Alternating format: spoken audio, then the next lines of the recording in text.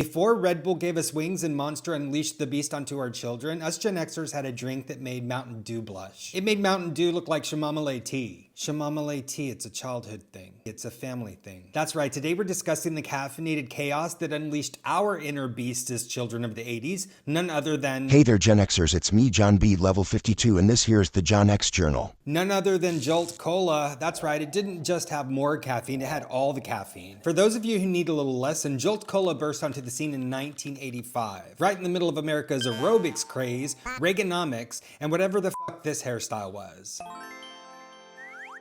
It was the soda that would get you through the night, featuring twice the caffeine and using real sugar instead of the high fructose corn syrup we'd all grown so accustomed to. It was introduced by the Wet Planet Beverage Company and marketed as the anti-diet soda. As we moved away from our mother's pink canned tab and its calorie counting cult, leaving in the dust the wannabe sophistication of our grandmother's RC Cola. Jolt's promise was very simple. All the sugar, twice the caffeine. That was their actual slogan. It was stamped on every bright red can. The brand's USP appealed to those seeking boosted energy like techies and students and, well, of course, basically us kids. Remember, this was 1985, the same year the original NES dropped, the same year that Blockbuster opened its first store, the same year that Coca-Cola was about to fumble the ball in a big way by trying to coax us to catch the wave with their new Coke formula, which tasted like ass. So Jolt Cola was more than happy to bust onto the scene with the subtlety of a sugar-powered freight train. Interestingly enough, the Rap family who launched Jolt, they used beer distributors instead of soda networks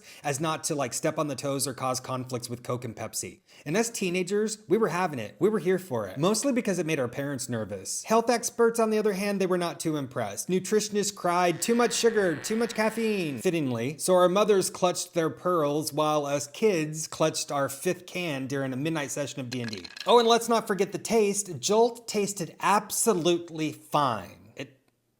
It tasted fine. I mean, it was okay. From what I recall, it wasn't spectacular, but it wasn't terrible. It was okay. It was fine. It didn't hurt anyone's feelings. Jolt was like Coca-Cola's edgier cousin who sparked up a doobie behind the bleachers. But we didn't drink it for the taste, we drank it for the buzz. And amidst the booming economy of the mid-80s, this drink was for people who thought that moderation was for wimps. Do you remember when Jolt Cola launched its turbocharged, double caffeinated version? Was it like the 2X in the black can? Because if you're gonna give yourself heart palpitations, you might as well make them lethal. But as us Gen Xers started to mature and seek out, I don't know, organics, and a good night's sleep, whatever the hell that is, Jolt Cola's sugary fascination began to fizzle out. And by the early 2000s, energy drinks like Red Bull and Monster started to take over. And Jolt was kind of like that cool kid in high school who peaked a little too soon. You know who I'm talking about. It did try to make a comeback in 2009 with a techie vibe, even in a battery-shaped can, but alas, the world had moved on.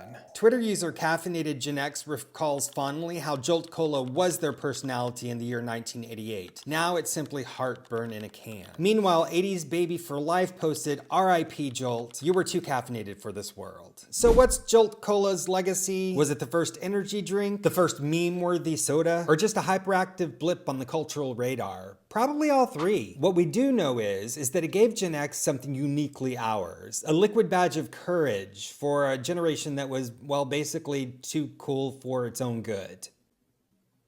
And although a fleeting fascination, never having really reached a mass market appeal, Jolt Cola still retains its cult following. A cult far greater than the calorie-counting cult of our mother's pink canned tab. Jolt Cola, the drink that came, that saw, that caffeinated. Gone but not forgotten like shoulder pads, VHS, and whatever the fuck this hairstyle is.